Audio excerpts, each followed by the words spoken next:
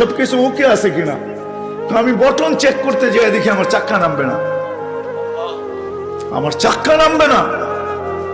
কিন্তু আমার কাছে ফুয়েলও নেই যে আমি ফেরত যাব, কারণ আমি 9 ঘন্টা ফ্লাই করে আসছি, 18 ঘন্টার ফুয়েল আমার কাছে নাই। আমাকে হয়তো ক্রাশ করাইতে হবে, নাইলে নামতে হবে যে কোনো ভাবে। বলে আমি হেথ্রো টাওয়ারের সাথে যোগাযোগ করছি যে আমার এই অবস্থা, কি করবে করো, আমার কাছে ফুয়েল নেই, আমাকে হয়তো ক্রাশ হইতে হবে, নাহলে কোনো ব্যবস্থা হইতে হবে যে আমি ল্যান্ডিং করতে পারি, ল্যান্ড করতে পারি। হেথ্রো এয়ারপোর্টের ভিতরে কিয়ামত হয়ে গেছে, কিয়ামত, যে এই জাহাজকে ল্যান্ড করাবে, তো করাবে কি করে। তারপরেও একটা সিস্টেম থাকে, ঠিক না?